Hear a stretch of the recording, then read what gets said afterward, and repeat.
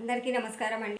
వరలక్ష్మి వ్రతం వస్తున్నది కాబట్టి హంగామా శరీర అలసటకే కానీ మనం తృప్తిగా అమ్మవారికి సేవ చేసుకున్నామా, అమ్మవారికి అర్చించుకున్నామా, అమ్మవారి వ్రతం చేసుకున్నామా, అమ్మవారి కథ చదువుకున్నామా అనే కానీ అమ్మవారిని ఎంత అలంకరించామా, ఎంతమంది పేరెంటాలు పిలిచామా, ఎంత ఖర్చు పెట్టామా, అది అవన్నీ అమ్మవారు చూడదండి. మన మనసు భక్తితోటే మనల్ని నాలుగు అక్షంతలు వేసి అమ్మవారికి దీపారాధన చేసుకొని కలశం పెట్టుకొని ఆ తర్వాత అష్టోత్తరాలు 108 అష్టోత్తరాలు ఉంది, కుంకుమార్చన చేసుకోండి చక్కగా. ఓం ప్రకృతే నమః, ఓం వికృతే నమః, ఓం విద్యాయ నమః, సర్వభూతహిత ప్రదాయ నమః, ఓం శ్రద్ధాయ ఇలా అర్చించుకోండి. తర్వాత అమ్మని చేసుకోండి, అమ్మవారి కథ చదువుకోండి. ఇంత హంగామా ఆర్భాటాలు ఎంతమందిని పిలిచాము, ఎంత గొప్పగా చేసాము అన్నది కాదండి.